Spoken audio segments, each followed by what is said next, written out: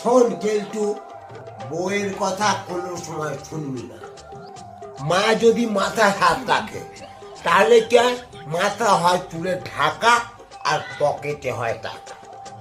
আর বউ যদি মাথায় হাত রাখে তাহলে মাথা হবে টাক আর পকেট হবে ঢাকা। বুঝতে পারলি?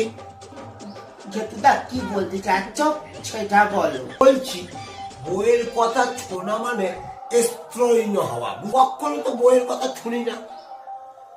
আমি কিন্তু খুব ভোরে উঠি, সাত সকালে যাকে বলে।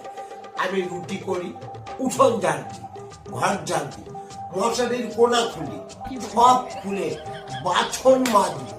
তারপর কি করি বলতো?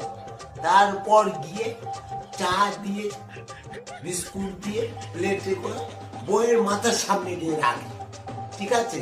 তারপর আমি দরজার ছাড়া দুটো টোকা মেরে বাইরে চলে যাই। কিন্তু আমি বইয়ের কথা কখনো শুনি না।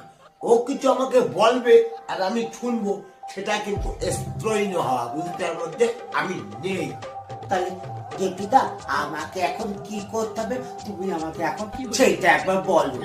কিন্তু বউ যেটা বলবে, যাই বলো, ঠিক তার বিপরীত, মানে উল্টোটা করবে। চিন্তাই করবো না, আমি তোমার কথা অক্ষরে অক্ষরে পালন করব। দেখো যা বলবে আমি ঠিক তার উল্টোটা করব করব করব।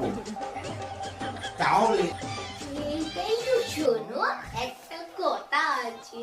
কি কথা বলো? তুমি অত দূরে কেন, কাছে আছো? ছোটুর বিয়ে আছে না, আমি তো ভাবছিলাম যে চেন দেবো, কিন্তু আমি এখন ভাবছি দেবো না। 1 লাখ টাকা তো দাম হবে, আমি দেবো না। ও তোমার নাম হয় হোক না হয় না হোক, জনি তো বলেছে আংটি দেবে, ও দেয় দিক, ওর বড় নাম হবে হোক, কিন্তু আমি তোমার নাম হতে দেবো না। আমি চেন দেবো বলছিলাম না, দেবো না। থাক, তুমি এখানেই বসো, আমি একটু জানিয়ে আসি। না, জেঠুদা মানে বলেছে ও যা বলবে তার উল্টোটা করতে হবে।